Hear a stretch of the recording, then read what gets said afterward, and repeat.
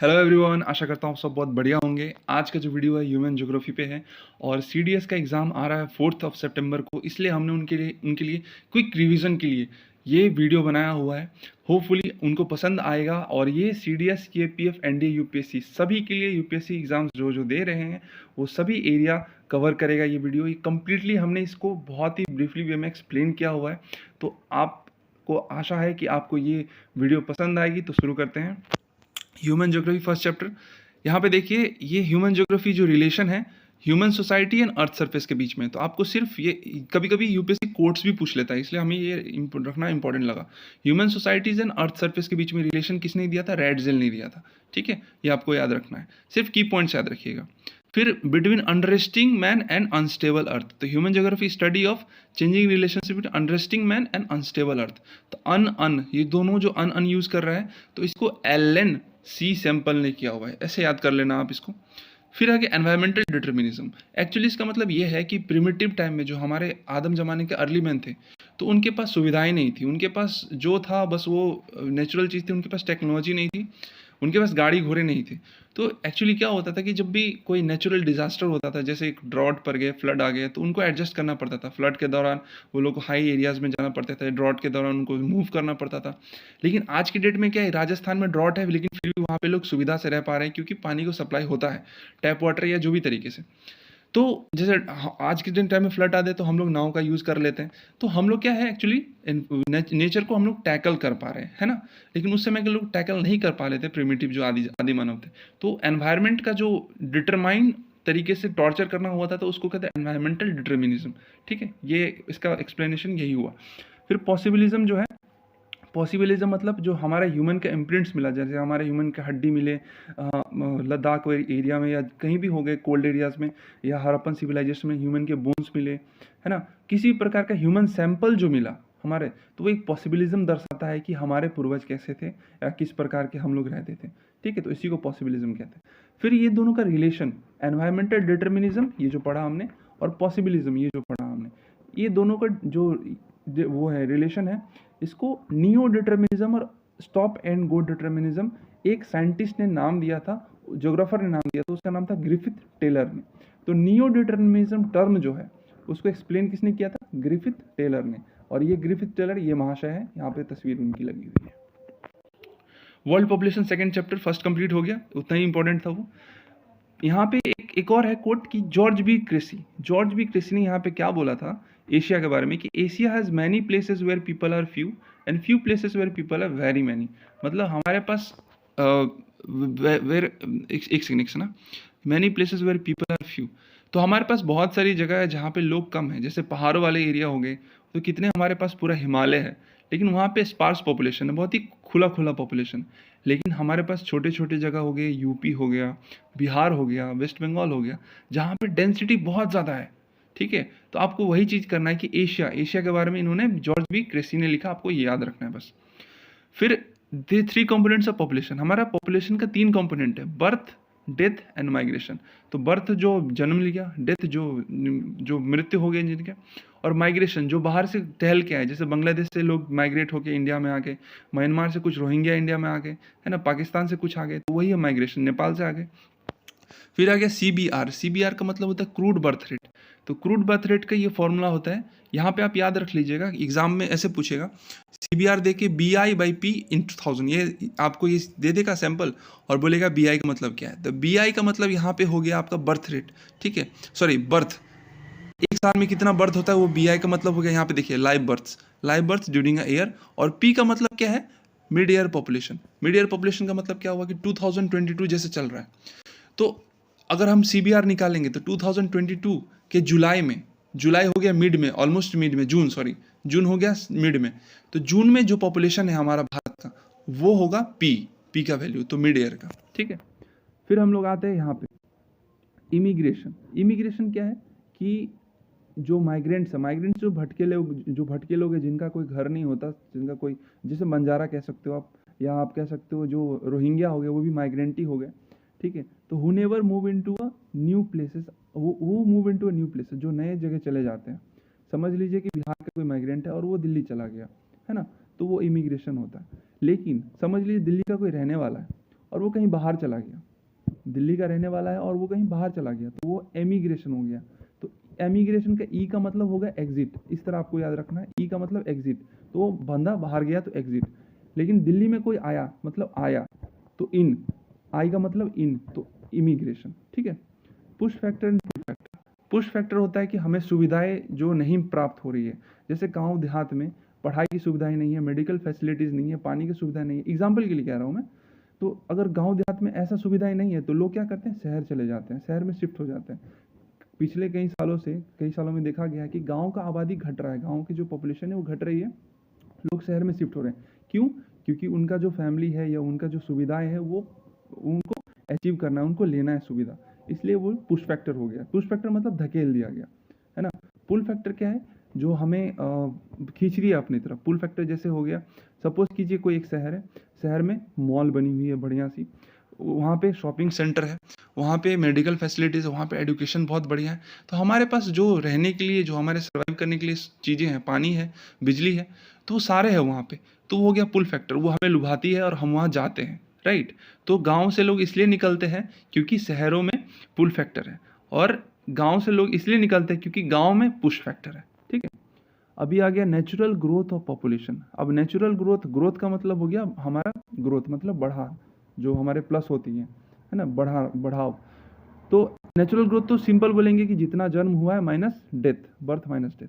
लेकिन actual growth क्या होता है कि बर्थ माइनस डेथ के अलावा भी लोग हमारे आते हैं, इन माइग्रेशन होता है एंड आउट माइग्रेशन होता है। सपोज दिल्ली का एग्जांपल लेते हैं, तो दिल्ली का जो एक्चुअल ग्रोथ होगा, तो वहाँ पे क्या है कि बर्थ माइनस डेथ हो गया, प्लस बिहार के जो लोग आए तो इन माइग्रेशन हो गया, तो बिहार के लोग आके वहाँ पे आबादी बढ़ाई, या यूपी के लोग आके, जस्ट मैं एग्जांपल दे रहा हूँ, ऑफेंड मत होना कोई, इन माइग्रेशन।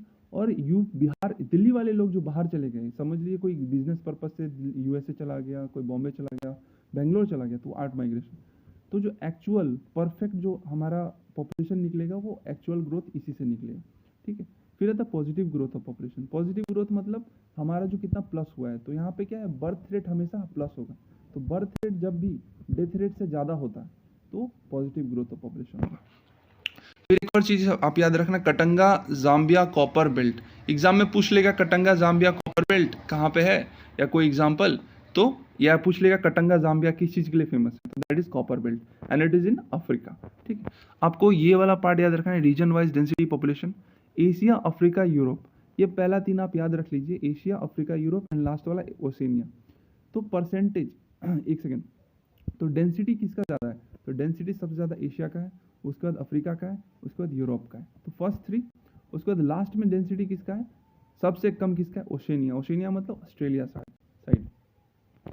नेक्स्ट आते हैं, ये वाला फिगर भी आप देखिएगा यहाँ पे, ये है एक्चुअली ग्रोथ ऑफ पॉपुलेशन। तो ग्रोथ ऑफ पॉपुलेशन अफ्रीका में सबसे ज़्यादा है, ओशिनिया में सबसे उससे कम, लैटिन अमेरिका मतलब साउथ अमेरिका उससे कम, और यूरोप में सबसे लास्ट में। ठीक है, ये आप याद रखिएगा यहाँ पे। थॉमस मैल्थस का एग्जाम में क्वेश्चन आया हुआ है, यूपीएससी के एग्जाम में ही क्वेश्चन आया है। थॉमस मैल्थस ने एक थ्योरी दी थी और उसने एक बात बोला था कि that the number of people would increase faster than the food supply. तो हमारा जो पॉपुलेशन बढ़ेगा, खाने से ज़्यादा हमारा पॉपुलेशन बढ़ेगा, वही बोल रहा है, फूड सप्लाई से ज़्यादा। तो ये थॉमस मैल्थस महाराज है यहाँ पे, आप इसे देख सकते हो, यही महाशय ने ये लाइन बोली थी। अभी देखिए क्वेश्चन कुछ MCQs है यहाँ पे। विच of the following continents has the highest growth of population. तो हाईएस्ट ग्रोथ ऑफ पॉपुलेशन हमने यहाँ पे अभी जस्ट किया है ना, हाईएस्ट ग्रोथ ऑफ पॉपुलेशन किसका है, अफ्रीका का, तो Africa is the answer. Which of the following is not area of sparse population. Sparse मतलब खुला पॉपुलेशन, कम पॉपुलेशन। तो कम पॉपुलेशन कहाँ नहीं है, तो अब यहाँ पे ऑप्शन देखेंगे हम, अटाकामा डेजर्ट। तो अटाकामा जो एक्चुअली डेजर्ट है, तो डेजर्ट में ऑब्वियसली पॉपुलेशन कम होंगी, तो हमें बताना है पॉपुलेशन कम कहाँ नहीं है। इक्वेटोरियल रीजन में बहुत ज़्यादा गर्मी पड़ती है, तो यहाँ भी पॉपुलेशन कम होती है। पोलर रीजन बहुत ज़्यादा ठंडी पड़ती है, सर्वाइवल कम होता है। लेकिन साउथ ईस्ट एशिया जो है, साउथ ईस्ट एशिया जैसे हमारा हो गया, इंडिया आ गया इसमें आपका Myanmar, Thailand, Cambodia, Laos, Vietnam, Philippines जो भी है ना, ये साउथ ईस्ट एशिया में तो बहुत ज़्यादा आबादी है, तो ये आंसर साउथ ईस्ट एशिया हो जाएगा।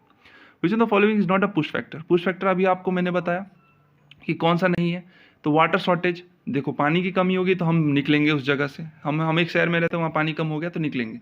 अनएम्प्लॉयमेंट, हम अवश्य वहाँ से चले जाएंगे क्योंकि वहाँ पे कोई काम नहीं हो रहा है, वहाँ पे कोई धंधा नहीं है।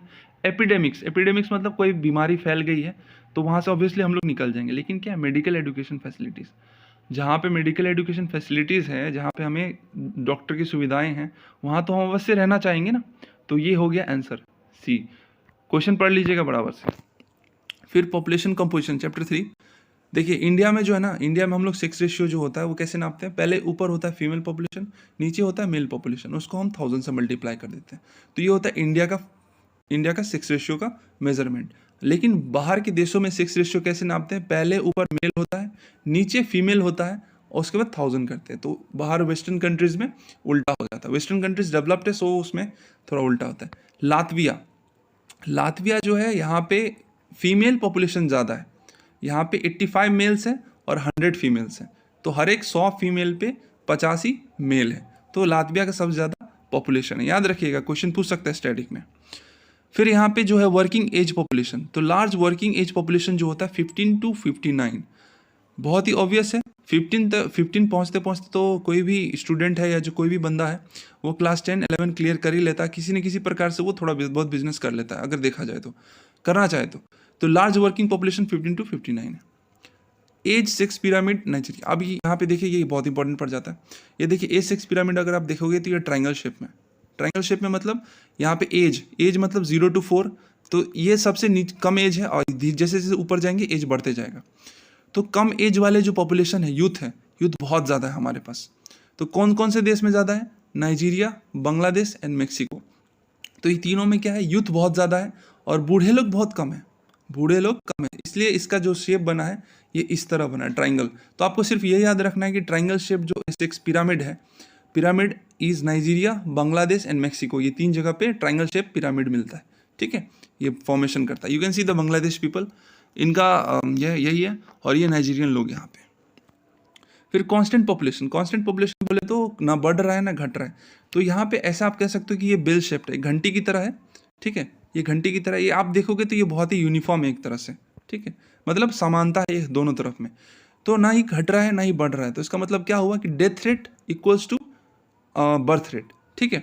तो यहाँ पे एक मैंने इसको कांस्टेंट पॉपुलेशन कहेंगे, और ये ऑस्ट्रेलिया में देखा जाता है, याद रखिएगा, ऑस्ट्रेलिया में क्वेश्चन पूछ लेगा डायरेक्टली, पूछा हुआ भी है।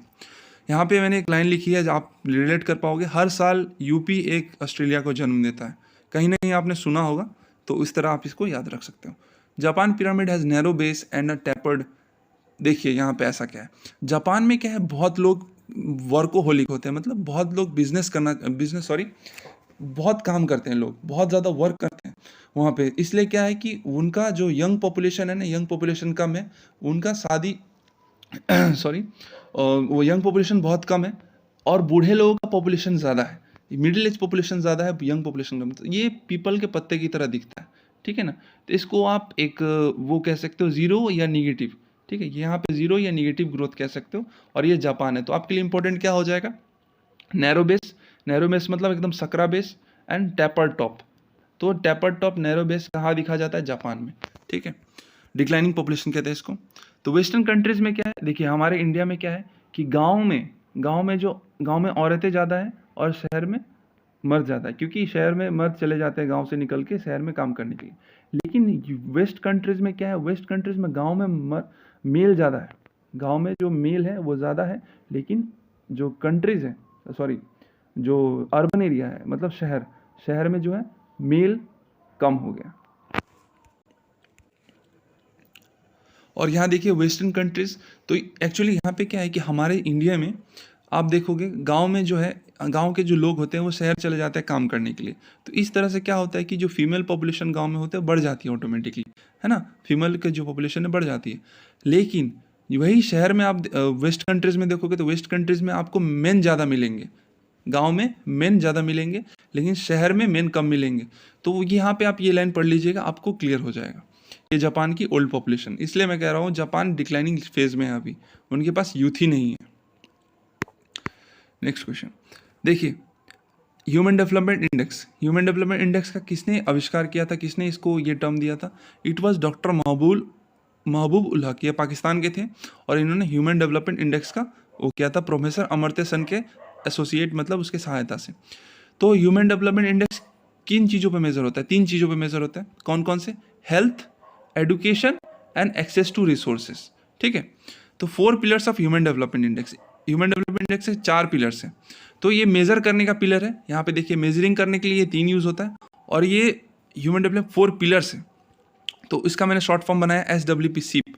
सीप मतलब S मतलब होता है सस्टेनेबिलिटी, E मतलब होता है इक्विटी, फिर E मतलब होता है एम्पावरमेंट, एंड P मतलब होता है प्रोडक्टिविटी। ठीक है, उसके बाद देखिए ह्यूमन डेवलपमेंट इंडेक्स का 4 अप्रोच होता है: income approach, welfare approach, basic need approach and capability approach. तो इनकम अप्रोच जो है आपको याद रखने का सिर्फ यही जरूरत है कि ये सबसे ओल्डेस्ट अप्रोच है, बस क्वेश्चन यही पूछ सकता है, इससे ज़्यादा और कुछ नहीं पूछेगा। वेलफेयर अप्रोच सिर्फ आप इसको नाम याद रखिए।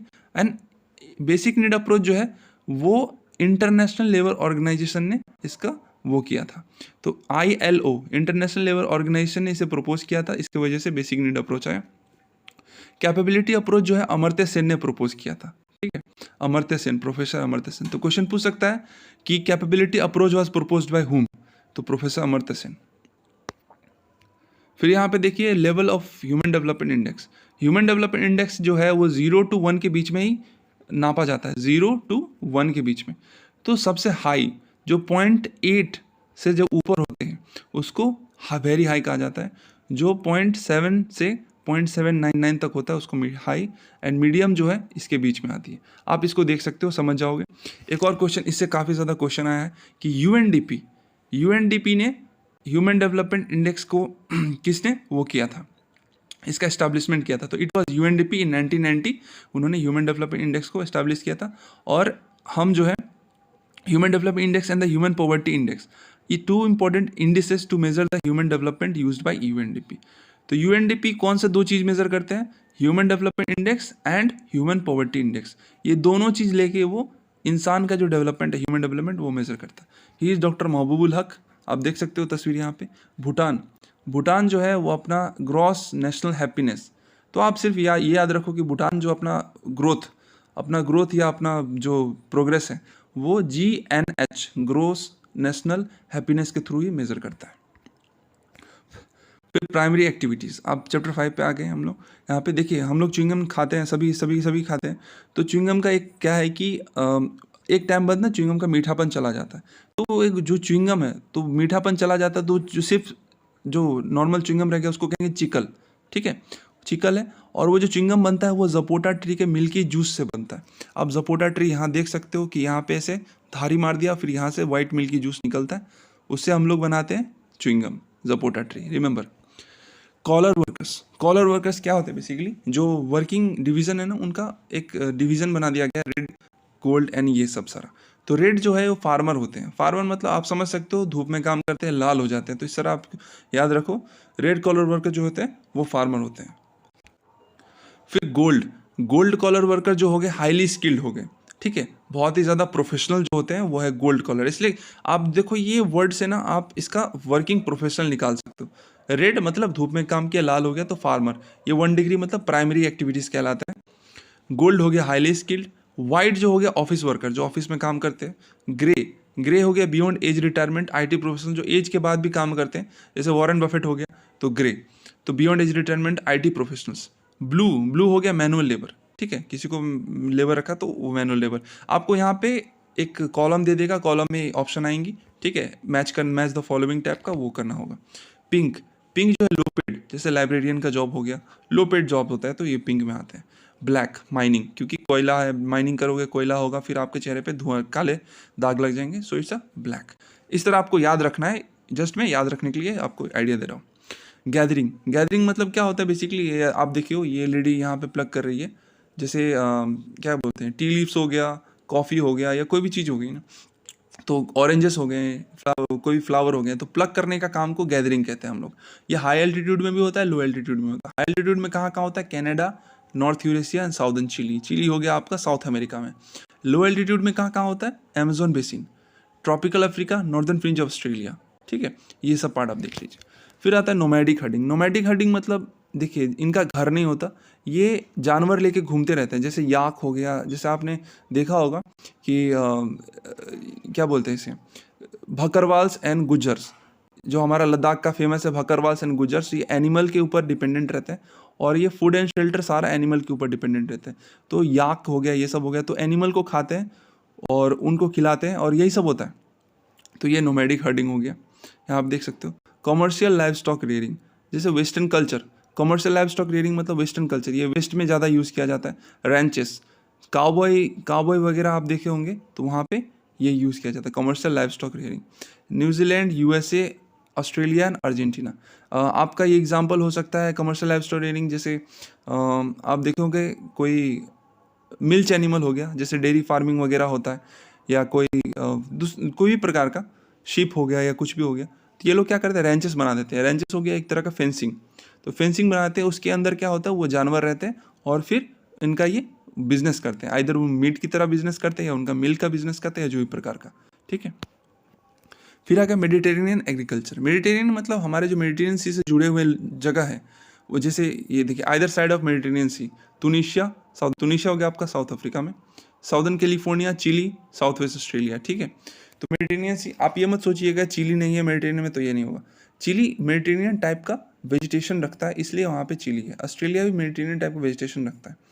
कैलिफोर्निया भी है, एग्जाम में आया हुआ है ये सब पार्ट, आप प्लीज़ यहाँ देखिएगा। विटिकल्चर जो है वो ग्रेप्स का कल्टीवेशन की तरह यूज़ किया जाता है मेडिटेरेनियन रीजन में ही, क्योंकि देखिए मेडिटेरेनियन रीजन में आपका अब फ्रांस भी आता है, और फ्रांस जो फेमस है वाइन के लिए, वाइन बनता है ग्रेप्स से। तो इस तरह आप याद रखिएगा विटिकल्चर जो है वो ग्रेप्स का कल्टीवेशन को कहते हैं। और साइट्रस फ्रूट्स वगैरह भी होता है, फिग्स एंड ऑरेंजेस। यहाँ पे देखिए मेडिटेरेनियन रीजन का मैंने एक्सप्लेन किया हुआ है यहाँ पे फोटो, तो ये देख सकते हो। Market gardening, market gardening basically जो हम अपने घर में ही करते हैं, जैसे मार्केट गार्डनिंग ये हो गया। ठीक है, मार्केट गार्डनिंग हो गया ये वाला, जो हम अपने घर में ही छोटे से एरिया में लेकिन बिजनेस पर्पज से गार्डनिंग करते हैं, वो हो गया market gardening. High value crops उगाते हैं, जैसे वेजिटेबल हो गया, फ्रूट हो गया, फ्लावर हो गया।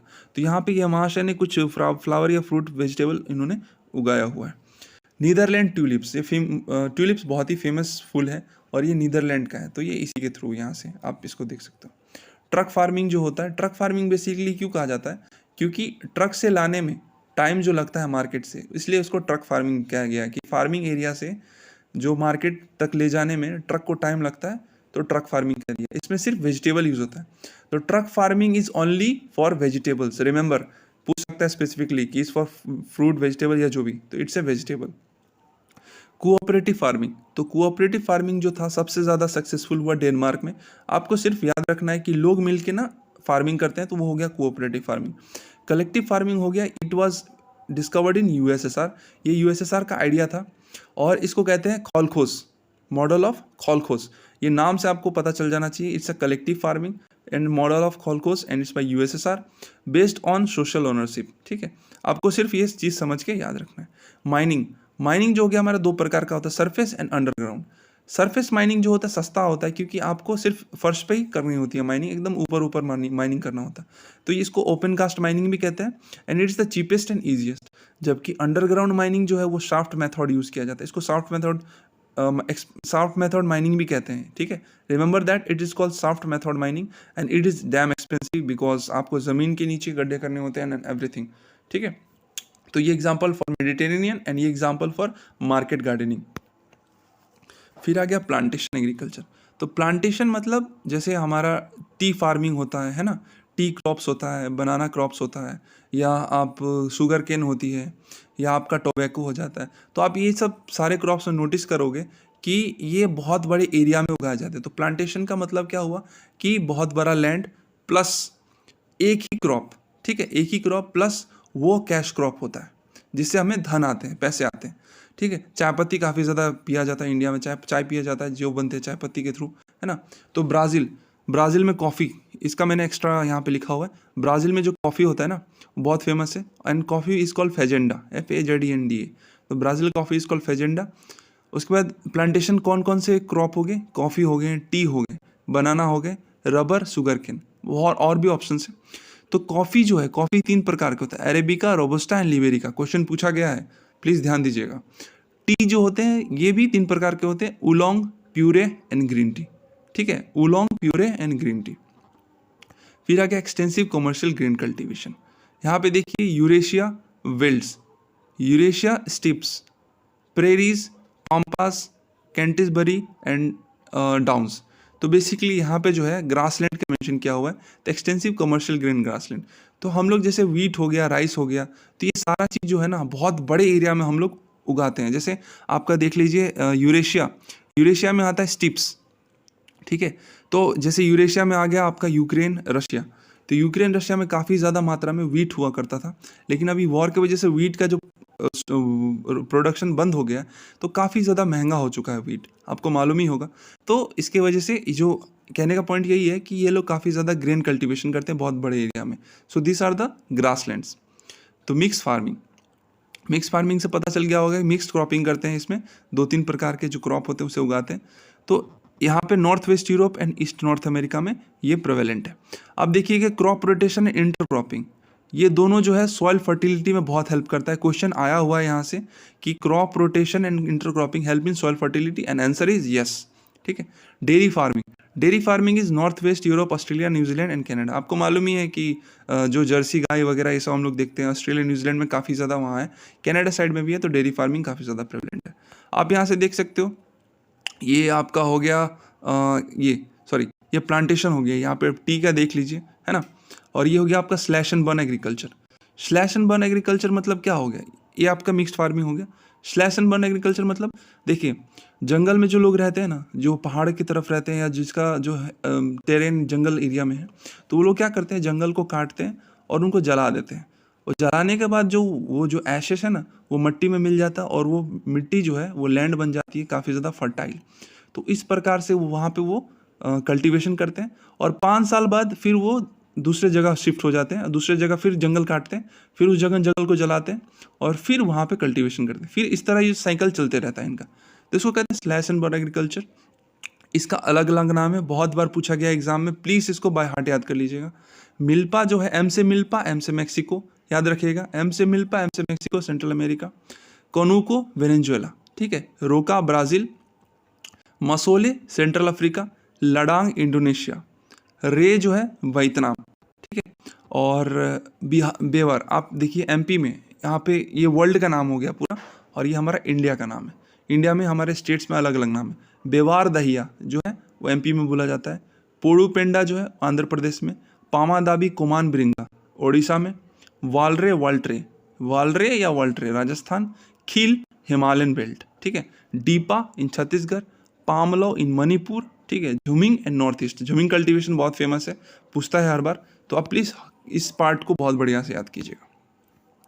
6 चैप्टर आ गया फूडलूज इंडस्ट्री जो है, आपको मैं नॉर्मली बता दूं कि ये रॉ मटेरियल पे डिपेंडेंट नहीं रहता है, स्पेसिफिक रॉ मटेरियल पे डिपेंडेंट नहीं रहता है। इसके लिए बहुत ही कम लेबर चाहिए, छोटा सा अमाउंट लेबर चाहिए, ठीक है। और ये बेसिकली डिपेंड रहता है कंपोनेंट पार्ट्स पे। अभी मैं आपको एक्सप्लेनेशन करता हूँ कैसे। इसमें स्मॉल लेबर फोर्स चाहिए और नॉन पॉल्यूटिंग होता है, ये गंदगी नहीं फैलाता, इससे पॉल्यूशन नहीं होती। ये 2D एक्टिविटीज़ है, मतलब सेकेंडरी एक्टिविटीज़ हो गया। Watch making, diamond cutting and mobile manufacturing. तो मोबाइल मैन्युफैक्चरिंग में आपका पॉल्यूशन बिल्कुल नहीं होता, क्योंकि आपको सिर्फ कंपोनेंट, देखिए 10 कंपोनेंट पार्ट्स होती है मोबाइल की, आपको उसको अरेंज करके असेंबल करके एक फ़ोन बनाना होता है ना। वॉच मेकिंग हो गया, वॉच मेकिंग का जो कंपोनेंट है उसको अरेंज करके असेंबल करके आपको घड़ी बनाना होता है। डायमंड कटिंग होता है। उसके बाद फिर आप ये पार्ट से रिलेट कीजिए। एंड फिर इवोरी का मतलब हो गया एलिफेंट टस्क। इवोरी एक चीज़ होती है, डेकोरेशन में यूज़ की जाती है, आप गूगल कर लीजिएगा फोटो। ये एलिफेंट टस्क से बेसिकली बनाया जाता है, जिसके वजह से इसका डिमांड बढ़ गया है। और फिर एलिफेंट का टस्क ना, लाइक एलिफेंट को गैरकानूनी तरीके से मारा जा रहा है और उसका टस्क काट के ना इवोरी बनाई जाती है। इसका ब्लैक मार्केट में काफ़ी ज़्यादा कॉस्ट है। उसके बाद हम लोग आ गए traditional large scale industrial region पे। तो traditional large scale industrial region हो गया मेटल स्मेल्टिंग मतलब हम लोग जो जितने भी मेटल होते हैं उसको पिघलाते हैं, फिर उसको मोल्ड करके कुछ नया बनाते हैं, है ना। तो traditional large scale industrial region हो गया मेटल स्मेल्टिंग। इसका नया नाम हो गया smoke stack industry. Remember it's new name is smoke stack industries. इसमें हाई इंटेंसिव लेबर चाहिए, क्योंकि आपको बहुत ज़्यादा, ऑब्वियसली आप थोड़ा आइडिया लगा लो, क्योंकि लोहा पिघलाना है, उससे फिर मोल्ड करना है ना। पॉल्यूशन जो है बहुत ज़्यादा होता है, इसलिए अनअट्रैक्टिव इन्वायरमेंट होती है, काफ़ी ज़्यादा गर्मी वगैरह होती है। उसके बाद आ गया रूर कोल फील्ड जो है वो जर्मनी में है। रिमेंबर पूछ लेगा रूर कोल फील्ड किधर है, कौन सा इस कंट्री में है, 4 ऑप्शन देंगे, उसमें से एक जर्मनी आंसर है, ठीक है। फिर आयरन ओर जो होता है वो काफ़ी वीक होता है। तो आयरन ओर को आयरन बनाने के लिए ना हम लोग क्या करते हैं, कोक एंड लाइमस्टोन का यूज़ करते हैं। कोक एंड लाइमस्टोन क्या करता है, आयरन ओर में से इम्प्योरिटी निकाल के उसमें वो करता है। आयरन ओर जो एक्चुअली उससे आयरन हम कैसे बनाते हैं, आयरन ओर होता है इम्प्योर, तो इम्प्योर होता है तो इसमें हम लोग क्या करते हैं, कोक और लाइमस्टोन यूज़ करते हैं। कोक एंड लाइमस्टोन यूज़ करके हम लोग आयरन ओर को प्योरीफाई करते हैं और वो फिर आयरन बन जाता है। फिर आयरन जो होता है ये वीक होता है, बहुत ही ज़्यादा नाजुक होता है, तो इसको स्ट्रॉन्ग करने के लिए हम क्या करते हैं, पिग आयरन होता है कच्चा धातु, कच्चा आयरन, उसमें मैंगनीज मिलाते हैं और ये बन जाता है स्टील, जो हम लोग घर में यूज़ करते हैं, घर बनाने में यूज़ करते हैं। रस्ट बॉल ऑफ यूएसए कहा जाता है पिट्सबर्ग को, याद रखिएगा, rust ball of USA Pittsburgh को कहा जाता है। यहाँ पे आप देखिए सीमेंट वर्क, जो फुटलूज इंडस्ट्री है यहाँ पे मेंशन किया मैंने, सीमेंट वर्क हो गया, बेकरी हो गया, कार फैक्ट्री हो गया, कंप्यूटर फैक्ट्री हो गया। 3 डिग्री अभी आ गया टर्शियरी एक्टिविटीज़। तो 3 डिग्री एक्टिविटीज़ क्या है एक्चुअली, टर्शियरी एक्टिविटीज़ जिसमें प्रोडक्शन और एक्सचेंज दोनों। 3 डिग्री में बता दूँ सर्विसेज जो होते हैं, जैसे डॉक्टर हो गया, प्लम्बर वाले हो गए, है ना, इलेक्ट्रिशियन हो गया, तो ये लोग क्या करते हैं, कोई सामान देते नहीं है, ये हमें सर्विस बना के, जैसे हमारा घर का स्विच खराब हो गया तो इलेक्ट्रिशियन क्या करेंगे, अपना आइडिया लगा के एक्सपीरियंस के थ्रू हमारा घर का स्विच ठीक कर देंगे। हमें तबीयत खराब है, डॉक्टर क्या करेंगे, वो पढ़ा लिखा जितना भी है, जितना भी आइडिया है उसके पास एक्सपीरियंस के हिसाब से वो हमें दवा देगा और फिर हम ठीक हो जाएंगे। तो वो क्या कर रहा है, सर्विस प्रोवाइड करवा रहा है, राइट। बार क्या कर रहा है, अपने अपने टेक्निक से हमारे बाल को काट रहा है एंड फिर बराबर कर दे रहा है, तो वो हो गया सर्विस प्रोवाइडर। तो इसलिए ये इसको टर्शियरी एक्टिविटीज़ कहते हैं, 3 डिग्री वो बोलते हैं इसको। प्रोडक्शन, ये 2 पार्ट में डिवाइडेड है, प्रोडक्शन एंड एक्सचेंज। तो सर्विसेज दैट आर कंज्यूम्ड, ठीक है, तो जो सर्विसेज कंज्यूम्ड किया जा रहा है, जैसे प्लम्बर, इलेक्ट्रिशियन, बार्बर, ये सर्विस हम लोग कंज्यूम कर रहे हैं वो। And exchange is trade, transport and communication, ठीक है, आप इसको याद रख लीजिएगा बस। फिर आता है 4 डिग्री एंड 5 डिग्री। तो 1 डिग्री उधर बात हो गया था पहले ही, 1 डिग्री प्राइमरी एक्टिविटीज, 2 डिग्री हो गया secondary and 3 degree tertiary. 4 degree है क्वाटरनरी। क्वाटरनरी क्या है, information based, research and development काफ़ी लगता है इसके ऊपर। थिंक एंड आइडियाज़, तो जितने भी आइडियाज़ वाली बातें हो गई, जितने भी इंफॉर्मेशन बेस्ड हो गए, रिसर्च डेवलपमेंट हो गया, वो सारा जो है क्वाटरनरी के अंदर आता है, ठीक है। आप प्लीज़ इस चीज़ को पढ़ लीजिएगा क्योंकि एग्जाम में पूछा गया है ये सवाल। 5 डिग्री जो क्वीनरी होता है, क्वीनरी क्या होता है, रिलेटेड टू एडमिनिस्ट्रेशन। एडमिनिस्ट्रेशन मतलब कोई भी चीज़ में जो स्पेशलिस्ट है, डिसीजन मेकर, जैसे समझ लो डिमोनेटाइजेशन का डिसीजन हुआ तो काफ़ी जगह बात करके मीटिंग करके उन्होंने एक डिसीजन बनाया, तो जो डिसीजन मेकर है वो हो गया 5 डिग्री में। पॉलिसी मेकर, जो हमारे देश का नीति आयोग जैसे पॉलिसी बनाता है कुछ, तो policy makers are the 5 degree. फिर नोड, जहाँ पे 2 और मोर रूट्स, जैसे 2 और मोर रूट्स ये जगह पे मिले, 1 रूट एंड 2 रूट ये जगह पे मिले, या 2 से ज़्यादा रूट, 3 रूट्स भी, तो उसको हम लोग नोड कहते हैं। मेडिकल टूरिज्म क्या हो गया बेसिकली, देखिए मेडिकल एंड टूरिज्म, टूरिज्म मतलब इंटरनेशनल विजिट एंड मेडिकल मतलब अपना रीजन। तो कोई बीमार हो गया, समझ लो एक्स पर्सन बीमार हो गया और उसका ट्रीटमेंट के लिए उसे यूएसए जाना है, तो वो क्या करेगा, यूएसए गया तो वो हो गया इंटरनेशनल विजिट, और वो क्या ट्रीटमेंट के लिए जा रहा है यूएसए, तो वो हो गया मेडिकल रीजन से, तो इसलिए मेडिकल टूरिज्म कहते हैं, ठीक है। आप यहाँ पे प्राइमरी देखिए, प्राइमरी में क्या आता है, काऊ मतलब डेयरी फार्मिंग, फार्मिंग या ट्री प्लांटेशन वगैरह जो भी हो जाए। फिर समझ लीजिए एक्सपोज की, आप एक्सपेक्ट सोचिए कि ट्री फार्मिंग की और फिर ट्री से हम लोग क्या करेंगे, सेकेंडरी करेंगे। सेकेंडरी क्या करेंगे, ट्री से हम लोग यहाँ पे चेयर बनाएंगे, है ना, फार्मिंग से हम लोग ग्रेन बनाएंगे, जो भी ये चीज़ हो गया। उसके बाद फिर टर्शियरी एक्टिविटीज़ क्या, अगर हमने ये बना लिया तो हमें ट्रांसपोर्ट करना पड़ेगा ना। समझ लीजिए इसे हमने कोलकाता में बनाया तो हमें मुंबई भेजना है या बॉम्बे भेजना है, तो हम क्या करेंगे, गाड़ी से भेजेंगे या ट्रांसपोर्ट या किसी प्रकार से भेजेंगे, या हम सर्विस प्रोवाइडर जो है, सर्विस प्रोवाइडर कंप्यूटर वाले हो गए, है ना, जैसे हमारे प्लम्बर, इलेक्ट्रिशियन, बार्बर, तो वो टर्शियरी में आ जाते हैं। फिर transport and communications, transport and communication बहुत इंपॉर्टेंट हो जाता है। फर्स्ट पब्लिक रेलवे लाइन क्या है, स्टॉकहोम टू डार्लिंगटन, याद कर लीजिए, Stockholm to Darlington first public railway line. Factual पूछ लेता है UPSC, never underestimate, because UPSC का यू का मतलब होता है अनप्रिडिक्टेबल। हाईवे जो है ट्रांस कैनेडियन हाईवे है, Vancouver to Saint John city, ठीक है, यहाँ पे याद कर लीजिएगा। Alaska, Alaska Edmonton to Anchorage, Edmonton area हो गया आपका कनाडा, कनाडा से एनकरेज, ठीक है, तो अलास्का ये हो गया। पैन अमेरिकन हाईवे जो है, ये जितना भी अमेरिका का पार्ट है, जैसे south America, central America, USA and Canada, अगर आप मैप देखोगे तो उस सारे को कनेक्ट करने वाला ये है। टी स्टुअर्ट हाईवे, तो टी स्टुअर्ट हाईवे को ये क्या है, डार्विन से मेलबोर्न, ये ऑस्ट्रेलिया का है, ये ऑस्ट्रेलिया के प्लेयर थे, बॉलर थे, इसका नाम था स्टुअर्ट क्लार्क। तो यहाँ से आप याद रख सकते हो कि the Stuart highway is of Australia, Darwin और मेलबोर्न को कनेक्ट करता है। NH44 is Srinagar to Kanyakumari, largest national highway India का, तो ये NH44 है, देखिए ये कन्याकुमारी है, ये श्रीनगर है यहाँ पे, तो largest national highway and it is connecting Srinagar to highway, Srinagar to Kanyakumari. Railway में आ गया आपका Belgium. Belgium is the highest density of railway. Factual question UPSC पूछ सकता है। रेलवे गॉजेस मतलब रेलवे की जो पटरी होती है उसके बीच में क्या डिस्टेंस होता है, तो वो है 4 प्रकार में, एक ब्रॉड होता है, एक स्टैंडर्ड होता है, एक मीटर होता है, एक स्मॉल होता है। तो मीटर जो होता है वो 1 मीटर का डिस्टेंस होता है। स्टैंडर्ड हो गया यूके, जो यूनाइटेड किंगडम यूज़ करता है स्टैंडर्ड का, एंड स्मॉलर तो आपको यही है। तो 4 आप याद रख लीजिएगा बाय हार्ट। ये चैनल टनल जो है लंदन और पेरिस, तो ये है चैनल टनल एक्चुअली, ठीक है। तो चैनल टनल क्या है कि जो रेलवे है ना, लंदन से लेके पेरिस तक अंडरग्राउंड वाटर के थ्रू उन्होंने एक रेलवे बनाया है, क्योंकि ये डेवलप्ड नेशन ऐसे ही नहीं कहलाते हैं, ये बहुत ही अलग अलग प्रैक्टिकल वो ऐसा इंफ्रास्ट्रक्चर बना के बैठे हुए हैं, जिसके वजह से ये काफ़ी ज़्यादा डेवलप कर रहे हैं। तो चैनल टनल लंदन और पेरिस के बीच में। West eastern Australia national railway, तो पर्थ से सिडनी, आप इसे जस्ट बाय हार्ट याद कर लीजिए, पर्थ से सिडनी, एक्सप्लेनेशन करने की कुछ है ही नहीं इसमें।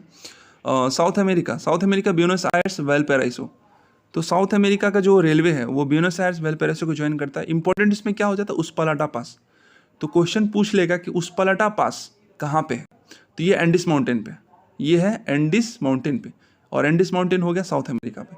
तो साउथ अमेरिका का जो रेलवे है ब्यूनस आयर्स वेलपैराइसो, इसके ये कनेक्ट करता है और ये पास होता है थ्रू उस्पालाटा पास।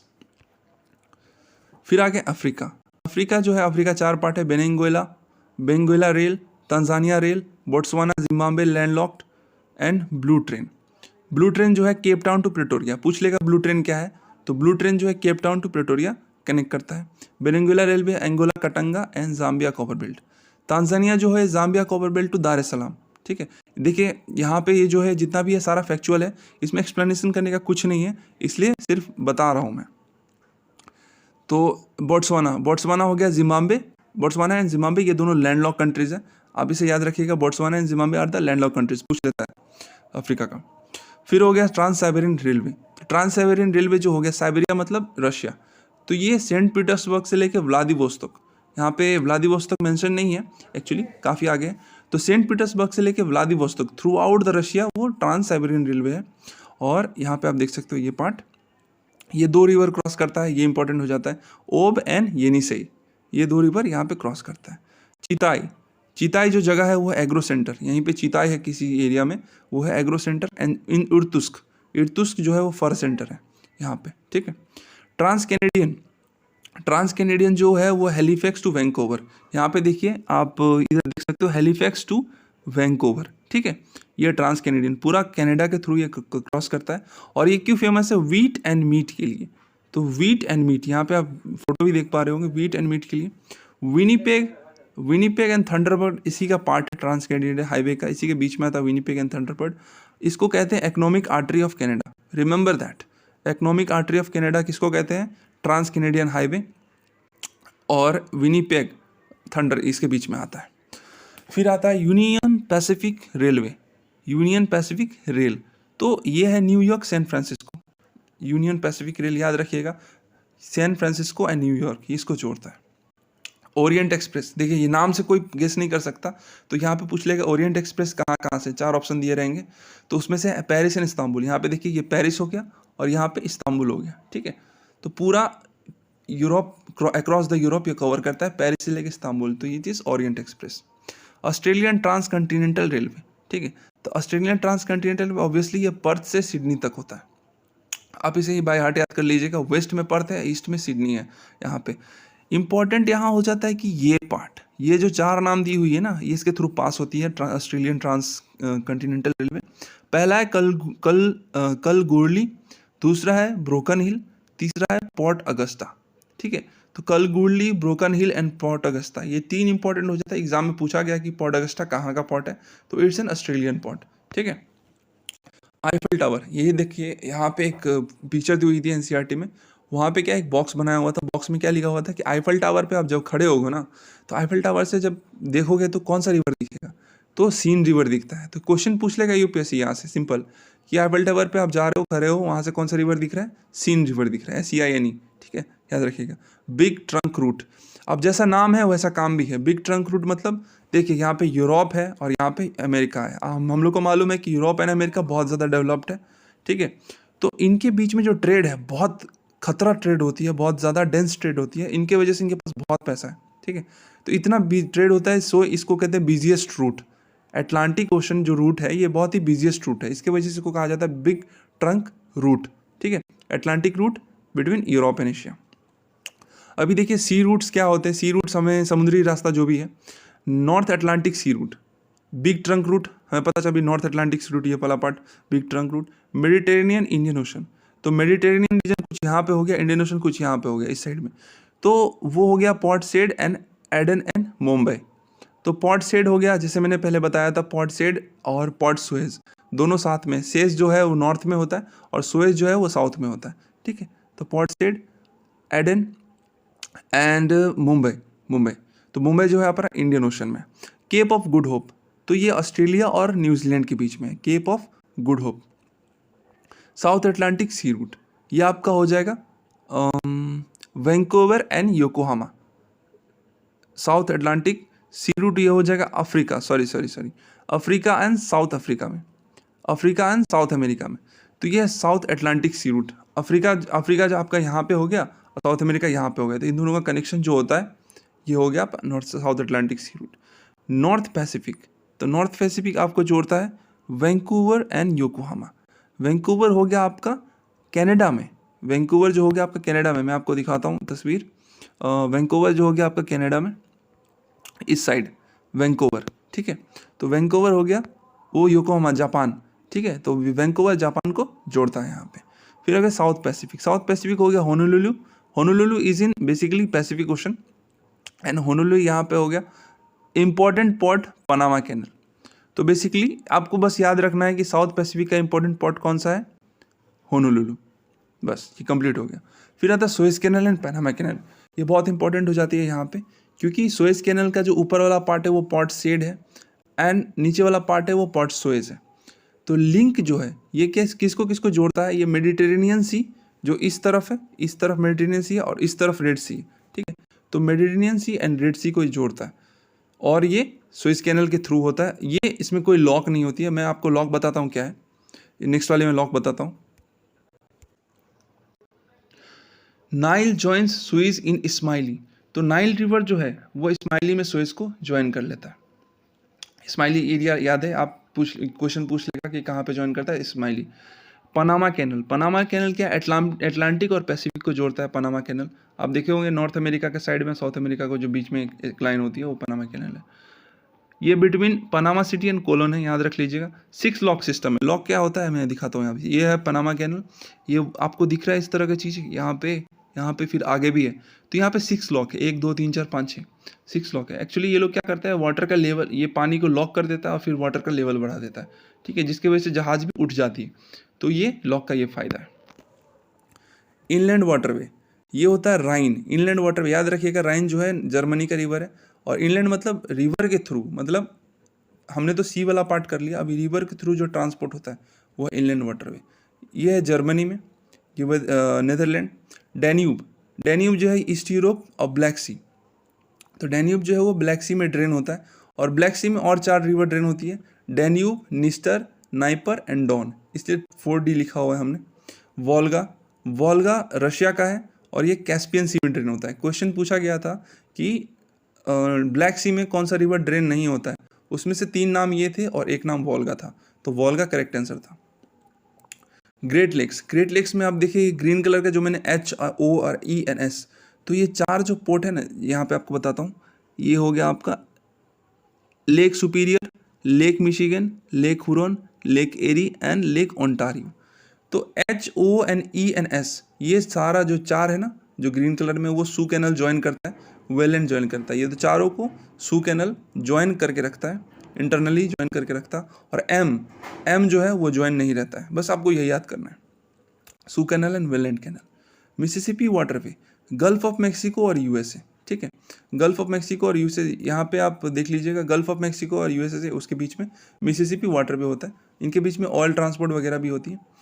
उसके बाद हो गया बिग इंच एक्चुअली क्या है, बहुत बड़ा, जैसा नाम है वैसा काम है। बिग इंच मतलब बहुत बड़ा पाइपलाइन है एक्चुअली अक्रॉस द यूएसए फैला हुआ है, मैक्सिको की तरफ से, गल्फ ऑफ मैक्सिको से लेके पूरा यूएसए में। तो इनका काम क्या है, ऑयल ट्रांसपोर्ट करने का, और ये पाइपलाइन है, ठीक है, ऑयल ट्रांसपोर्ट करने का। ये मैक्सिको टू यूएसए करता है। तो काफ़ी ज़्यादा यूएसए के पास पैसा और यूएसए के पास सिक्योरिटी ऑयल का इसलिए है क्योंकि वो बाहरी देशों से, वो काफ़ी बड़े बड़े देशों से जिनके पास ऑयल का कंटेंट ज़्यादा है, उनसे वो ऑयल एक्सपोर्ट करता है, जैसे कि मैक्सिको हो गया, इराक हो गया, है ना, वो सब देशों से। फिर फर्स्ट सैटेलाइट जो इंडिया ने ट्रांसपोर्ट किया था, ऊपर भेजा था, वो था आर्यभट्ट। याद रखिएगा, फैक्चुअल क्वेश्चन है, ये लिखना ज़रूरी था क्योंकि ऊपर से पूछ लेता है। फिर आ गया इंटरनेशनल ट्रेड। अब देखिए सैलरी वर्ड जो है वो डिराइव हुआ है सैलेरियम से। ये इंपॉर्टेंट इसलिए क्यों है क्योंकि ये यूपीएससी के बॉक्स में एनसीईआरटी के बॉक्स में दिया गया था और यूपीएससी वहाँ से पूछता है। तो पहले जो था, पहले सॉल्ट किसी को मालूम नहीं था कि समुद्र के पानी से भी बन सकता है। पहले सॉल्ट जो थे वो लोग रॉक पत्थर को तोड़ के वो लोग सॉल्ट निकालते थे, तो जिस वजह से सॉल्ट हो जाता था एक्सपेंसिव। तो सॉल्ट जब एक्सपेंसिव हो गया तो वो एज अ मनी भी यूज़ किया जाता था, सॉल्ट को एज अ पैसा यूज़ किया जाता था। तो उस समय सॉल्ट का मतलब हो गया सैलेरियम, ठीक है, या सैलेरियम का मतलब हो गया सॉल्ट। तो इसे ऐसा पैसा यूज़ किया जाता था, इसलिए वहाँ से वर्ड डिराइव करके सैलरी आ गया। होपफुली आप समझ गए होंगे इस पार्ट को।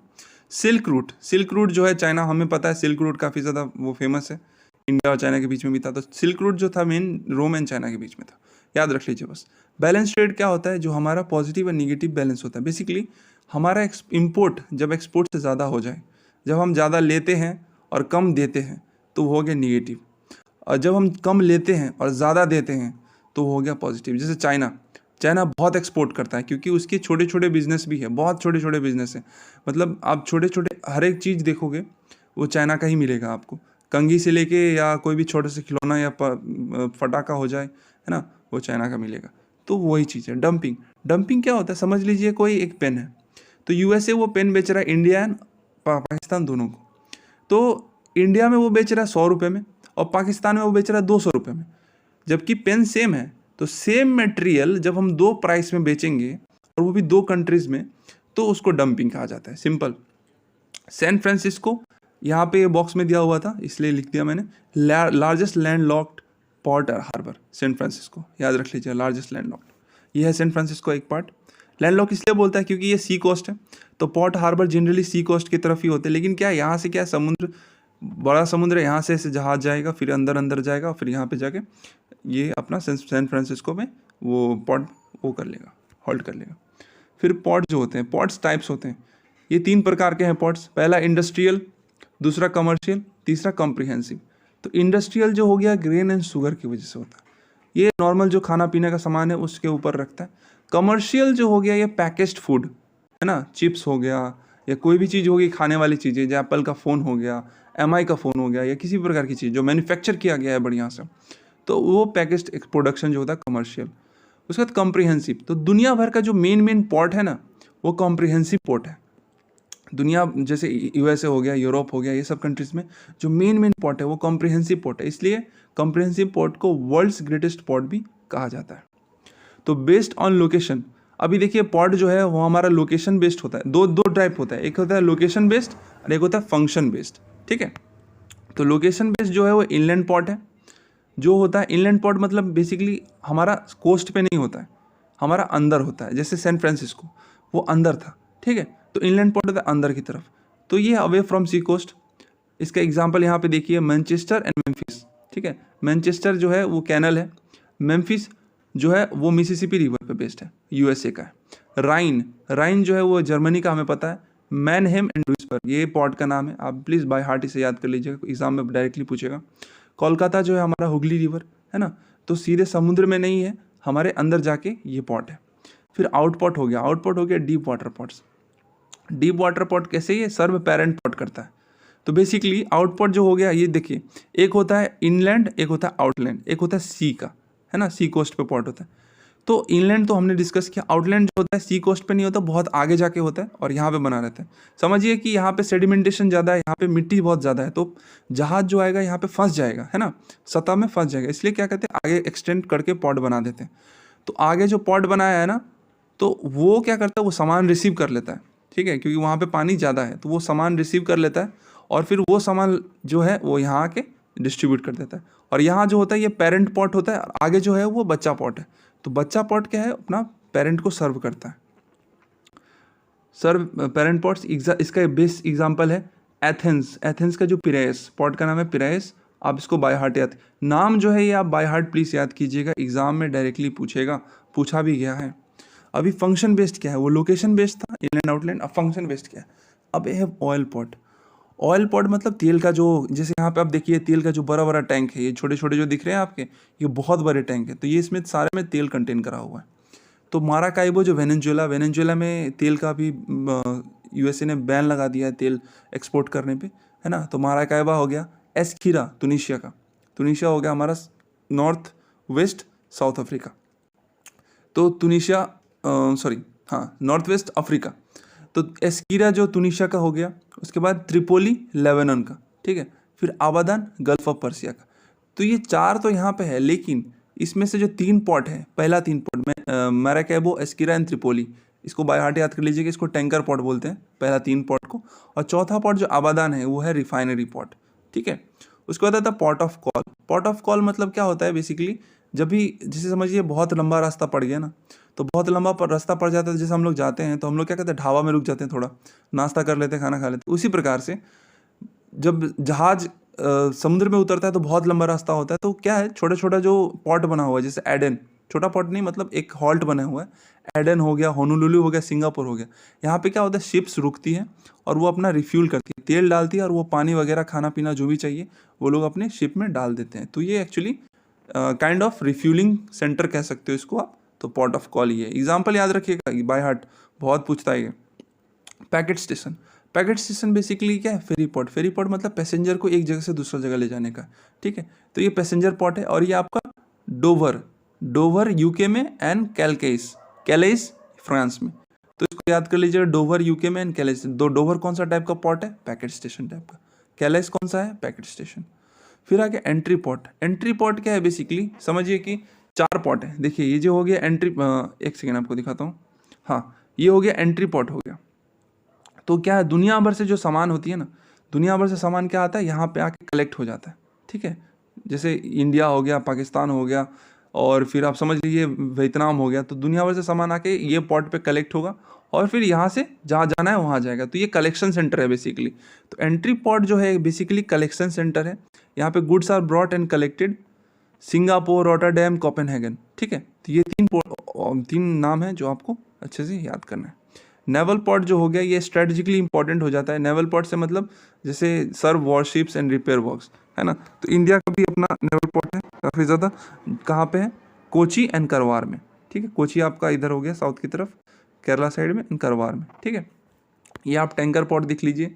ये आपका हो गया pot of call. Pot of call मतलब ये यहाँ पे जहाज है, यहाँ पे हमारा डेस्टिनेशन है, लेकिन डायरेक्टली आने से ये बहुत लंबा रास्ता हो जाएगा। इसलिए क्या है, जहाज यहाँ पे आएगा, यहाँ खाना पीना खाएगा, मस्त होगा, रिफ्यूलिंग करेगा, फिर यहाँ पे आएगा, यहाँ भी रिफ्यूलिंग करेगा, ये सब करेगा, फिर यहाँ पे आएगा, इस तरह से यहाँ पहुँचता है, वही चीज़ है। फिर आगे लास्ट है ह्यूमन सेटलमेंट। इसमें क्या है, कॉम्पैक्ट सेटलमेंट है, एक डिस्पर्स सेटलमेंट है। तो कॉम्पैक्ट सेटलमेंट कहाँ पे देखने को मिलेगा, प्लेन एरिया में, है ना। तो प्लेन एरिया में आप देखोगे कि सब सटे सटे हैं, सबके घर एकदम क्लोज है एंड सब आपस में है। ये है कॉम्पैक्ट सेटलमेंट। डिस्पर्स सेटलमेंट आप कहाँ देखेंगे, पहाड़ एरिया में। पहाड़ एरिया में एक्चुअली क्या है, हमें घर बनाने के लिए बहुत संघर्ष करना पड़ता है, क्योंकि हमारे पास वो टेरेन नहीं है, वो प्लेन नहीं है बनाने के लिए, है ना। तो वो पहाड़ में डिस्पर्स मतलब बिखरा हुआ, अलग अलग। कॉम्पैक्ट मतलब एक जगह एकदम दबा हुआ, ठीक है। फिर रूरल सेटलमेंट जो है वो 3 जगह बट गया है। रूरल सेटलमेंट किस बेसिस पे बटा है, पहला बेसिस ऑफ सेटिंग, दूसरा बेसिस ऑफ फंक्शन, तीसरा basis of shapes and settlements. अभी क्या है, basis of shapes and settlement कितने प्रकार के हैं, linear pattern, rectangular pattern, circular pattern, star like pattern and T shape pattern. अब लीनियर क्या है, लीनियर हो गया आपका ये सीधा, मतलब एक सीधा रोड जा रहा है, उसके अगल बगल में लेफ्ट एंड राइट में घर है और उसके बीच में रोड है, ठीक है। उसके बाद फिर हो गया ये आपका एक्स शेप्ड, इसको आप बोलते हैं cross shape pattern. Cross shape क्या है कि जैसे समझ लो ना, चौरास्ता जो बोलते हैं हम लोग, है ना, 4 तरफ से रास्ता आती है और फिर ये सेंटर में मिल जाते हैं, है ना, और उसके अगल बगल में घर होती है, तो ये क्रॉस शेप पैटर्न हो गया। उसके बाद हो गया star like pattern. Star like pattern मतलब अलग अलग जगह से रास्ता आ रही है, अलग अलग जगह से रास्ते आ रहे हैं और फिर ये जगह पे सेंटर हो जाता है, कॉमन पॉइंट हो जाता है। और हमें पता है कि रास्ते के बगल में ही लोग घर बनाते हैं, और रास्ते के बगल में जो घर होता है ना, उनका वैल्यू ज़्यादा होता है, ठीक है, क्योंकि ट्रांसपोर्ट ईजिली हो सकता है। फिर हो गया यहाँ पे टी शेप्ड। टी शेप्ड मतलब समझ लीजिए कोई सीधा रास्ता है और फिर यहाँ से एकदम नीचे की तरफ एक रास्ता है, तो सीधा रास्ता एक नीचे की तरफ, तो ये एक टी शेप्ड हो गया, राइट। तीन रास्ता जो मिलते हैं यहाँ पे, एक रास्ता, दो रास्ता और तीन रास्ता, तो ये पॉइंट हो गया टी शेप्ड। फिर आ गया सर्कुलर। सर्कुलर पैटर्न समझ लीजिए कि ये पोखर है, ठीक है। पोखर के अगल बगल में ना रास्ते बने हुए हैं इस तरह, तो पोखर के अगल बगल में देखिए, पोखर के ऊपर तो आप रोड नहीं बना सकते ना, इसलिए अगल बगल में आप घर बनाओगे एंड फिर आपका ये सर्कुलर पैटर्न हो जाएगा। और ये हो गया डबल पैटर्न। चलिए यहाँ पे आपको एक्सप्लेन कर दिया। और T shaped Y shape pattern actually क्या है, ये होता है क्रूसीफॉर्म सेटलमेंट, इसको क्रूसीफॉर्म सेटलमेंट भी कहता है यहाँ पे। तो टी शेप वाई शेप याद रख लीजिएगा। बाय हार्ट पूछ लेगा T shape Y shape is related to what, तो चार ऑप्शन होंगे, उसमें से एक होता है सेटलमेंट, तो सेटलमेंट ऑप्शन है। डबल विलेज क्या होता है, extend both side of river, तो एक रिवर जा रही है समझिए, ठीक है, एक रिवर जा रही है और रिवर के लेफ्ट साइड में विलेज बन गया है और रिवर के राइट साइड में विलेज बन गया और बीच में रिवर है ना, तो उसको कहते हैं डबल विलेज। और वो जो बीच में रिवर है ना, तो उसको क्रॉस करने के लिए एक्चुअली वो लोग बोट या फेरी यूज करते हैं, है ना, बोट यूज करते हैं या ब्रिज यूज करते हैं। फिर आया आपका एडमिनिस्ट्रेशन। तो एडमिनिस्ट्रेशन जो इंडिया में सेटलमेंट किस तरह क्लासीफाई करता है कि अर्बन है। इंडिया में कोई सेटलमेंट है उसको हम अर्बन कैसे बोलेंगे, अगर उसके पास तीन चीज़ें होंगी। तीन चीज़ें क्या होंगी, cantonment board, notified area council और आपका हो गया म्यूनिसिपैलिटी, ठीक है। तो कोई भी इंडिया में स्टेट या कोई भी एरिया अर्बन कैसे कहलाएगा, अगर उसके पास तीन चीज़ें होगी, municipality, cantonment board, notified area council, ठीक है। फिर हो गया एडिस अबाबा न्यू फ्लावर, तो इथोपियन इसको आप सिंपल याद रखिएगा, एडिस अबाबा जो है इथोपियन का कैपिटल है, ठीक है। और इसको न्यू फ्लावर क्यों कहा जाता है, क्योंकि एडिस का मतलब न्यू है और अबाबा का मतलब फ्लावर है, ठीक है। और ये न्यू सिटी था, 1878 में इसको डिस्कवर किया गया था, बनाया गया था। और ये हिल वैली टोपोग्राफी पे बेस्ड है, ये सिटी जो है हिल वैली टोपोग्राफी पे लोकेटेड है। यूपीएससी कहीं से भी कुछ भी पूछ सकता है और ये फैक्चुअल है, वो पूछा भी है काफ़ी बार। मैं आपको एग्जांपल दिखाता हूँ। कैनीबेरा, यह है कैनीबेरा का स्ट्रक्चर, ये पैटर्न, इसको किसने बिल्ड किया था, कैनीबेरा का जो आर्किटेक्ट है, ये इनका शहर का जो डायग्राम बनाने वाला वो था वॉल्टर बर्ली ग्रिफिन, ठीक है, ये याद रखिएगा आप। मेगालोपोलिस क्या है, the Greek word meaning great city, gene Gottmann. तो ग्रीक वर्ड ग्रेट सिटी किसने वर्ड दिया हुआ है, जीन गॉटमैन। तो इसको याद करने का सिंपल तरीका है ग्रेट गॉट, तो ग्रेट सिटी जीन गॉटमैन, ठीक है। मिलियन सिटी का मतलब 10 लाख। तो पहला सिटी जो 10 लाख पॉपुलेशन टच किया था वो था लंदन। तो first city to touch 10 lakh population was London. उसके बाद आते हैं सिटी, नॉर्मल सिटी पे। यहाँ पे लुइस मॉम्फोर्ड ने एक बात बोली थी, the city is in the fact the physical form of the highest and the most complex type of associate life. तो ये यहाँ पे आपका कोड दे देगा यूपीएससी एंड बोलेगा कि किसने इसको बोला है, तो लुइस मॉम्फोर्ड इज द आंसर, याद कर लीजिएगा। कन्वर्बेशन जो होता है was coined bye Patrick Geddes, ठीक है, यहाँ पे आप देख लीजिए। फिर डिस्ट्रीब्यूशन ऑफ मेगा सिटीज़, तो मेगा सिटीज़ मतलब हो गया आपका 10 मिलियन मतलब 1 करोड़। तो 1 करोड़ टच करने वाला, 1 करोड़ पॉपुलेशन टच करने वाला पहला सिटी कौन था, न्यूयॉर्क, ठीक है। पहला सिटी था 1 करोड़ पॉपुलेशन टच करने वाला न्यूयॉर्क, और 10 लाख पॉपुलेशन टच करने वाला जो सिटी था वो था लंदन। फिर कुछ PYQs है यहाँ पे प्रीवियस ईयर्स के, देखिए। National population change is calculated by, अब नेचुरल पॉपुलेशन चेंज, नेचुरल क्या होता है, birth rate minus death rate, तो subtracting the death rate from the birth rate, है ना। तो multiplying death rate with the birth rate, ये बहुत ही वैग स्टेटमेंट लगा। Adding the death rate with the birth rate, vague statement. Subtracting the, ये भी वैग स्टेटमेंट। तो ये वाला हो गया आपका ये आंसर। ये देखिए मिल्पा लडांग, मैंने बोला था काफ़ी बार, सिर्फ मैंने एक एग्जांपल दिया, इसका बहुत सारा क्वेश्चंस आ चुका है ऑलरेडी, ठीक है। ये आप देख लीजिए, मिल्पा जो हो गया आपका मेक्सिको का हो गया, लडांग जो हो गया आपका मलेशिया का हो गया, मसूल जो हो गया जायर, और फिर रोका हो गया ब्राज़ील का। ऑप्शन ए आंसर है। Which one of the following city was first to attain the status of mega city? Mega city मतलब 10 मिलियन मतलब 1 करोड़। तो अभी हमने बात किया था कि 1 करोड़ कौन है, 1 करोड़ है यहाँ पे न्यूयॉर्क, और ये 10 लाख कौन है, लंदन। तो यहाँ पे एक्चुअली एक second,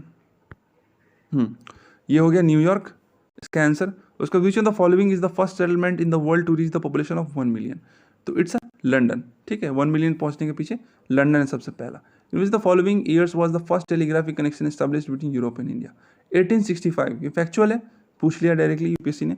milpa and ladang different types of names for what? देखिए फिर से क्वेश्चन पूछा है। शिफ्टिंग कल्टीवेशन, ठीक है, शिफ्टिंग कल्टीवेशन भी कहता है, झूम कल्टीवेशन कहता है, स्लैश एंड बर्न कल्टीवेशन भी कहते हैं इसको, agriculture. Which one the following states is not prominent plantation agriculture? तो प्लांटेशन के लिए हमें क्या चाहिए? प्लांटेशन के लिए हमें जैसे पहाड़ साइड में हम टी करते हैं ना, उसी प्रकार की चाहिए। तो आसाम हो गया पहाड़ एरिया में, उधर टी होता है। नागालैंड भी हो गया, केरल में हमें कॉफ़ी होता है।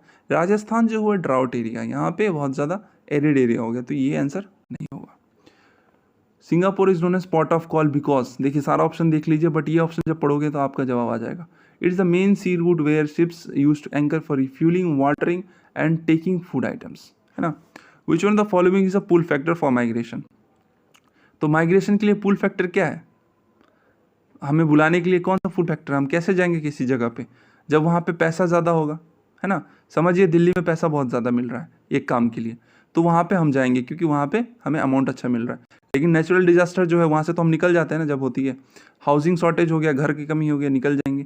लो इनकम हो गया, हम लोग वहाँ से निकल जाएंगे। फिर कुछ एनसीईआरटी का मैंने क्वेश्चन उठाया हुआ है, जैसे विच one the following figure represent the working population, working age group? तो इसका आंसर है 15 to 59, ठीक है, फैक्चुअल है, पूछ लीजिएगा, देख लीजिएगा। विच one the following countries is the highest sex ratio in the world? तो जैसे मैंने पढ़ाया था पहले, लातविया, ठीक है। विच one the right which one the following is not a plantation crop? तो ऑब्वियसली कॉफ़ी जो है हमें प्लांटेशन क्रॉप है क्योंकि क्रैश क्रॉप है, इससे पैसा मिलता है। शुगर केन से पैसा मिलता है। रबर जो है इसका काफ़ी डिमांड है, पैसा मिलता है। वीट जो है हमारा कमर्शियल क्रॉप नहीं है, वीट जो हमारा ग्रेन है, ठीक है, तो वो हो गया एक चीज़। In which one of the following countries cooperative farming was most successful? एज ऐसे डेनमार्क पहले भी मेंशन किया हुआ, मैंने सारा चीज़ कवर कर लिया इस चीज़ में, ठीक है, तो Denmark answer is the correct. Growing flower is called, तो फ्लावर जो है एफ से फ्लावर, एफ से फ्लोरिकल्चर, याद रखिएगा, ठीक है। और ट्रक फार्मिंग जो है ये सिर्फ वेजिटेबल करता है, याद रखना यहाँ पे, ट्रक फार्मिंग जो है ये वेजिटेबल करता है। विच one the following types cultivation was developed by European colonist? तो यूरोपियन कॉलोनिस्ट जो थे, जैसे हमारे पास टी, हमारे इंडिया के पास टी एंड रबर, श्रीलंका के पास टी किसने लाया? ब्रिटिश ने, एंड इट वाज प्लांटेशन, है ना। टी जो है वो है प्लांटेशन, और वो हमारे पास किसने लाया? ब्रिटिश ने, हमारे में वो चीज़ स्टार्ट की ब्रिटिशर्स ने, तो वो हो गया कॉलोनियलिस्ट बाय प्लांटेशन। एक second, check the right following given below. हाँ, ये पार्ट हमने पहले कर लिया है, तो ये अभी करने की जरूरत नहीं है। In which of the following regions is extensive commercial grain cultivation not practised? अब एक्सटेंसिव ग्रेन कल्टीवेशन मतलब क्या हुआ कि अनाज का, जैसे गेहूं हो गया, ये सब हो गया, है ना। तो इसका आंसर हो गया आपका अमेजोन बेसिन, क्योंकि कैनेडियन प्रेरीज ग्रासलैंड है, तो यहाँ पे बहुत ज़्यादा वीट होता है। स्टिप्स यूक्रेन रशिया, काफ़ी ज़्यादा वीट। पाम्पास अर्जेंटीना, ये भी ग्रासलैंड है, काफ़ी ज़्यादा वीट वगैरह। अमेजोन बेसिन है, वहाँ पे कुछ नहीं होता। In which one the following types of agriculture is the farming of citrus fruit? Citrus fruits का जैसे बात किया, मेडिटेरेनियन एग्रीकल्चर, है ना, आपको पहले कराया हुआ, आप पीछे जाके देख सकते हो इस चीज़ को। विच one the type of agriculture amongst the following is also called the slash and burn agriculture? तो ये हो गया प्रिमिटिव सब्सिस्टेंस एग्रीकल्चर, ठीक है, ये पार्ट आप देख लीजिएगा। क्योंकि स्लैश एंड बर्न मतलब क्या हो गया, ये आदम जमाना का तरीके यूज़ करते हैं यहाँ पे, है ना, कि जंगल को जलाओ, उसकी जो राख होती है वो मिट्टी में मिलाओ, एंड फिर उससे हमें वो हो जाएंगे। तो प्रिमिटिव सब्सिस्टेंस एग्रीकल्चर है ये। उसके बाद विच of the following does not follow monoculture? Monoculture मतलब क्या हुआ कि एक चीज़, तो डेयरी फार्मिंग है जो एक चीज़ फॉलो करता है, दूध। प्लांटेशन एग्रीकल्चर जो एक चीज़ फॉलो करता है, either T, either coffee, either rubber, तो एक ही प्लांट फॉलो करता है, वो एक ही चीज़ फॉलो करते हैं। कमर्शियल ग्रेन फार्मिंग एक ही चीज़ फॉलो करते हैं, आइदर वीट, आइदर राइस या what ever. But mixed farming is something which is mixed, मतलब बाकी के वेजिटेबल या बाकी के फ्रूट मिला के भी वो लोग करते हैं, तो इसका आंसर हो गया mixed farming. Thank you very much for classes notes. आप you can contact at this number, आप इस पर कॉन्टैक्ट कर सकते हो। And till then see you, जय हिंद, वंदे मातरम।